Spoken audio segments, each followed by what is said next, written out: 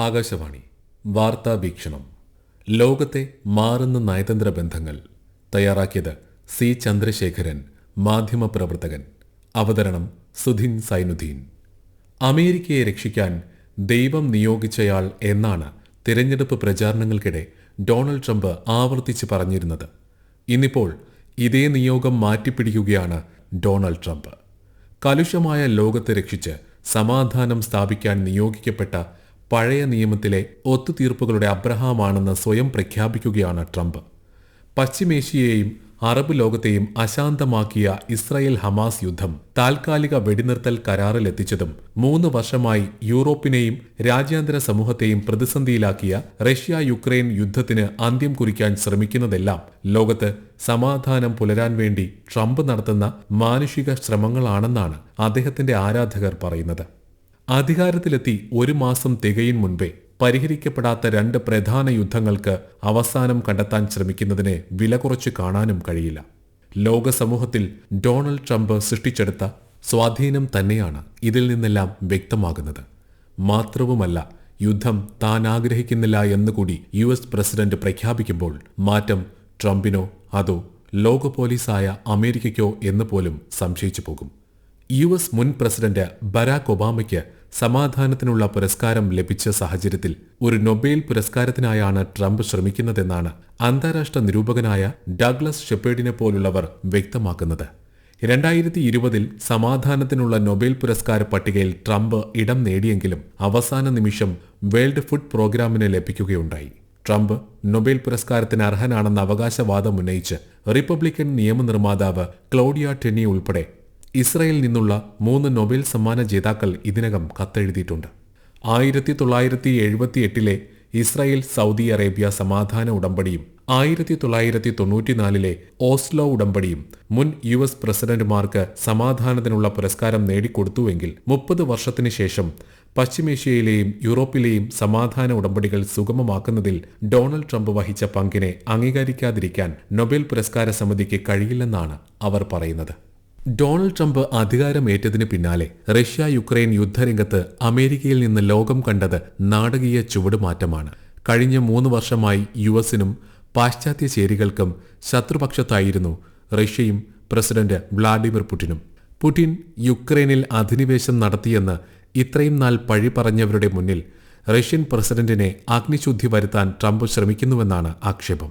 യുദ്ധത്തിൽ നിന്ന് പിന്മാറുന്നതിനായി ഉപരോധങ്ങൾ നീക്കുന്നതടക്കമുള്ള വാഗ്ദാനങ്ങളാണ് Donald Trump Russian പ്രസിഡന്റിന് മുന്നിൽ വെച്ചത്. പുടിനെ സംബന്ധിച്ചിടത്തോളം ഈ നീക്കം വലിയ നേട്ടമാണ്. യുദ്ധത്തിന്റെ പേരിൽ ഉപരോധങ്ങളും വിലക്കുകളും ഏർപ്പെടുത്തി ശ്വാസം മുട്ടിച്ച അമേരിക്കയെ കൊണ്ട് മാറ്റി ചിന്തിപ്പിക്കുന്നത് പുടിന് രാജ്യത്തിനകത്തും പുറത്തും നേടിക്കൊടുക്കുന്നത് വലിയ രാഷ്ട്രീയ നേട്ടമാണ്. പാശ്ചാത്യ സൈനിക കൂട്ടായ്മയായ നാറ്റോയിൽ അംഗത്വം നേടിയെടുക്കാനുള്ള യുക്രൈന്റെ ശ്രമമാണ് വ്ളാഡിമിർ പുടിനെ ചൊടിപ്പിച്ചതും യുദ്ധത്തിന് കാരണമായതും. അത്ര പെട്ടെന്നൊന്നും യുക്രൈന് അംഗത്വം ലഭിക്കില്ലെന്ന കാര്യം യുക്രൈൻ പ്രസിഡന്റ് വൊളോഡിമിർ സെലൻസ്കി ഒഴികെ മറ്റെല്ലാവർക്കും അറിയാമായിരുന്നു.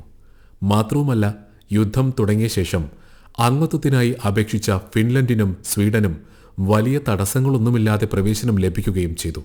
കഴിഞ്ഞ 3 വർഷത്തിനുള്ളിൽ നടന്ന നാറ്റോ ഉച്ചകോടിയിലെല്ലാം ക്ഷണിക്കപ്പെട്ട അതിഥിയായി എത്തിയ സെലൻസ്കിയോട് കാത്തിരിക്കൂ, ഇനിയും സമയമുണ്ട് എന്ന തണുപ്പം വാഗ്ദാനം നൽകി മടക്കി അയക്കുകയായിരുന്നു പ്രത്യേകിച്ച് US മുൻ president Joe Biden.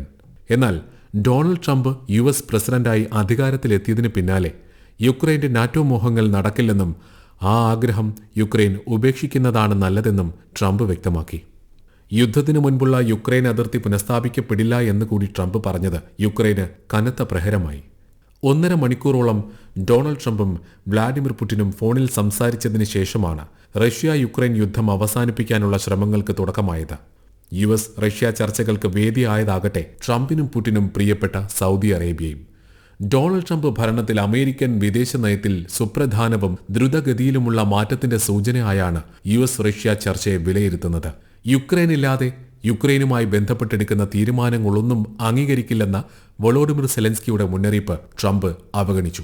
US state secretary Marco Rubio, Russian വിദേശകാര്യമന്ത്രി സെർജി ലാവ്റോവ് എന്നിവരുടെ നേതൃത്വത്തിൽ നടന്ന ചർച്ചയിൽ ഉന്നത ഉദ്യോഗസ്ഥരും പങ്കെടുത്തു. വാഷിംഗ്ടൺ DC-യിലെയും മോസ്കോയിലെയും എംബസികളിൽ ഉദ്യോഗസ്ഥരെ പുനർനിയമിക്കുക, യുക്രൈൻ സമാധാന ചർച്ചകൾക്കായി ഉന്നതതല സമിതി രൂപീകരിക്കുക, അമേരിക്ക റഷ്യ ബന്ധം കൂടുതൽ മെച്ചപ്പെടുത്തി സാമ്പത്തിക സഹകരണം വർദ്ധിപ്പിക്കുക എന്നീ 3 ലക്ഷ്യങ്ങൾക്കും ഇരു രാജ്യങ്ങളും അംഗീകാരം നൽകിയെന്ന് മാർക്കോ റൂബിയോ ചർച്ചകൾക്ക് ശേഷം മാധ്യമങ്ങളോട് പറഞ്ഞു. ഡൊണാൾഡ് ട്രംപ് വ്ളാഡിമിർ പുടിൻ ഉച്ചകോടിക്ക് മുന്നോടിയായാണ് റൂബിയോ ലാവ്റോവ് ചർച്ച നടന്നത്. പുടിൻ ട്രംപ് കൂടിക്കാഴ്ച ഉടനെ നടക്കുമെന്ന് പുടിന്റെ വിദേശകാര്യ ഉപദേഷ്ടാവ് യൂറി ഉഷാക്കോവും വ്യക്തമാക്കി. ലോകം കാത്തിരിക്കുന്ന ആ ഉച്ചകോടിയിൽ റഷ്യ യുക്രൈൻ യുദ്ധവിരാമ പ്രഖ്യാപനമുണ്ടാകാമെന്നാണ് പ്രതീക്ഷ. അതേസമയം യുക്രൈൻ യുദ്ധം അവസാനിപ്പിക്കാനുള്ള റഷ്യ നയതന്ത്ര ചർച്ചകളിൽ നിന്ന് യൂറോപ്യൻ രാജ്യങ്ങളെയും യുക്രൈനെയും പാടെ അകറ്റി നിർത്തുകയായിരുന്നു ഡൊണാൾഡ് ട്രംപ്. ട്രംപിന്റേത് ഏകപക്ഷീയമായ നീക്കമാണെന്ന് യൂറോപ്യൻ രാജ്യങ്ങളും കുറ്റപ്പെടുത്തി. യുക്രൈനൊപ്പം നിന്ന് റഷ്യയെ അസ്ഥിരപ്പെടുത്തുന്ന നിലപാടിൽ നിന്ന് അമേരിക്കയുടെ ചുവടുമാറ്റം പാശ്ചാത്യ ചേരിയിലുണ്ടാക്കിയിരിക്കുന്നത് വൻ പ്രതിസന്ധിയാണ്. കാലാവധി അവസാനിച്ച സെലൻസ്കി സർക്കാരുമായി ചർച്ചയ്ക്കില്ലെന്നും യുക്രൈനിൽ തങ്ങൾക്ക് അനുകൂല സർക്കാർ വരാൻ തിരഞ്ഞെടുപ്പ് നടത്തണമെന്നുമുള്ള റഷ്യൻ നിലപാടിനെ അമേരിക്ക അനുകൂലിക്കുന്നതും പാശ്ചാത്യ രാജ്യങ്ങളെ ആശങ്കപ്പെടുത്തുന്നുണ്ട്. അമേരിക്ക എന്ന സൈനിക ശക്തിയുടെ തണലിൽ നിന്ന് ശീലിച്ചു പോയവർക്ക് താങ്ങാനാവുന്നതല്ല ട്രംപിന്റെ ചുവടുമാറ്റം.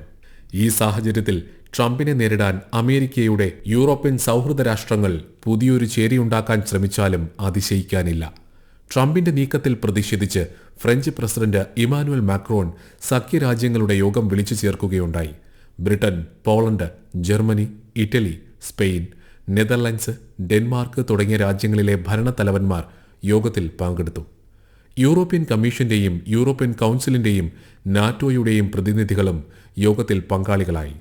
യൂറോപ്യൻ യൂണിയനിൽ അംഗമല്ലാത്ത നോർവേയും ഐസ്ലൻഡും കാനഡയും ഉൾപ്പെടെയുള്ള രാജ്യങ്ങൾ പങ്കെടുത്തത് ട്രംപിനെതിരെയുള്ള നീക്കം ശക്തിപ്പെടുന്നതിന്റെ സൂചനയായി കണക്കാക്കുന്നു. അടുത്തിടെ നടന്ന മ്യൂണിക് സുരക്ഷാ സമ്മേളനം മുതൽ ട്രംപ് സൃഷ്ടിക്കുന്ന പുതിയ ലോകക്രമം വരെ ഫ്രാൻസ് വിളിച്ചു ചേർത്ത സമ്മേളനത്തിൽ ചർച്ചയായി. ഫ്രഞ്ച് പ്രസിഡന്റ് ഇമാനുവൽ മാക്രോൺ ഉൾപ്പെടെയുള്ളവർ ഡൊണാൾഡ് ട്രംപിന്റെ നിലപാടുകൾക്കെതിരെ ശക്തമായ വിമർശനമുയർത്തി. യുക്രൈന്റെ സുരക്ഷയ്ക്ക് യൂറോപ്പ് പ്രത്യേക പദ്ധതി തയ്യാറാക്കണമെന്ന അഭിപ്രായം യോഗത്തിൽ തീരുമാനിച്ചു. ഇതനുസരിച്ച് യുദ്ധാനന്തര യുക്രൈനിൽ സമാധാന സേനയെ വിന്യസിക്കാൻ തയ്യാറാണെന്ന് ബ്രിട്ടീഷ് പ്രധാനമന്ത്രി കെയർ സ്റ്റാമർ പറഞ്ഞു. സമാധാന സേനയെ അയക്കാൻ തയ്യാറാണെന്ന് സ്വീഡിഷ് പ്രധാനമന്ത്രി ഉൾഫ് ക്രിസ്റ്റേഴ്സനും വ്യക്തമാക്കി. യുക്രൈൻ യുദ്ധത്തിന് തുടക്കം കുറിച്ചത് റഷ്യയാണെന്നുള്ള വസ്തുത മറക്കരുതെന്നും യോഗം ട്രംപിനെ ഓർമ്മപ്പെടുത്തി.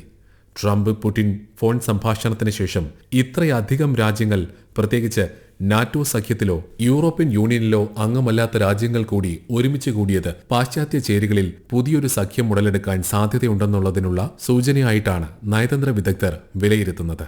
പ്രസിഡന്റ് ആകുന്നതിന് മുൻപും ശേഷവും യുക്രൈൻ പ്രസിഡന്റ് വ്ളോഡിമിർ സെലൻസ്കിയെ ഇകഴ്ത്തിക്കാട്ടാനുള്ള ശ്രമമാണ് ഡൊണാൾഡ് ട്രംപിൽ നിന്ന് പ്രകടമായിട്ടുള്ളത്. കഴിഞ്ഞ ഒരാഴ്ചയായി ട്രംപും സെലൻസ്കിയും തമ്മിലുള്ള വാക്പോരാഘോഷമാക്കുകയാണ് അന്താരാഷ്ട്ര മാധ്യമങ്ങൾ. സെലൻസ്കി തെരഞ്ഞെടുപ്പ് നേരിടാത്ത ഏകാധിപതിയും ഭേദപ്പെട്ട ഹാസ്യ നടനുമാണെന്ന് ട്രംപ് പരിഹസിച്ചു.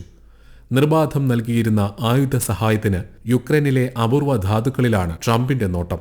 യുദ്ധസഹായത്തിന് പകരമായി യുക്രൈൻ $50,000 കോടി ധാതു വിഭവങ്ങൾ അമേരിക്കയ്ക്ക് നൽകണമെന്നും അതിനുള്ള കരാറിൽ ഒപ്പിടണമെന്നുമാണ് ട്രംപിന്റെ ആവശ്യം. എന്നാൽ യുക്രൈന്റെ ധാതു വിഭവങ്ങളിൽ അമേരിക്കയ്ക്ക് അവകാശം നൽകുന്ന കരാർ അംഗീകരിക്കാനാവില്ലെന്ന ഉറച്ച നിലപാടിലാണ് സെലൻസ്കി. യുക്രൈന്റെ നേതൃസ്ഥാനത്ത് നിന്ന് തന്നെ മാറ്റുക എന്ന ട്രംപിന്റെ ലക്ഷ്യം നടക്കില്ലെന്നും മറ്റൊരാളെ അവരോധിക്കാൻ കഴിയില്ലെന്നും സെലൻസ്കി പറഞ്ഞു. തനിക്ക് 58% ജനങ്ങളുടെ പിന്തുണയുണ്ടെന്നും സെലൻസ്കി വ്യക്തമാക്കി. സൗദി അറേബ്യയിൽ നടന്ന റഷ്യ അമേരിക്ക സമാധാന ചർച്ചയിൽ പങ്കെടുപ്പിക്കാത്തതിന്റെ പരിഭവമാണ് സെലൻസ്കിയിൽ നിന്ന് വരുന്നതെന്ന് ട്രംപ് ആക്ഷേപിച്ചു. യുദ്ധത്തിലേക്ക് നയിച്ചതിന്റെ സകല കുറ്റങ്ങളും യുക്രൈൻ പ്രസിഡന്റ് സെലൻസ്കിയുടെ തലയിൽ ചാരാനാണ് ഡൊണാൾഡ് ട്രംപിന്റെ ശ്രമം. യുക്രൈൻ യുദ്ധം തുടങ്ങരുതായിരുന്നുവെന്നും നേരത്തെ തന്നെ റഷ്യയുമായി സമാധാന ധാരണ ഉണ്ടാക്കേണ്ടതായിരുന്നുവെന്നുമാണ് ട്രംപിന്റെ കുറ്റപ്പെടുത്തൽ.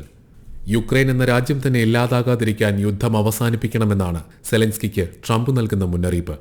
ഇത്രയും നാൾ സഹായിച്ചു പോന്ന അമേരിക്ക കൈയൊഴിയുമ്പോൾ രാജ്യത്തിന്റെ 24% പ്രദേശങ്ങൾ പിടിച്ചെടുത്ത റഷ്യയുമായി സന്ധിയിൽ ഏർപ്പെടുകയല്ലാതെ മറ്റൊരു പോംവഴിയും റഷ്യൻ പ്രസിഡന്റ് വൊളോഡിമിർ സെലൻസ്കിയുടെ മുന്നിലില്ല.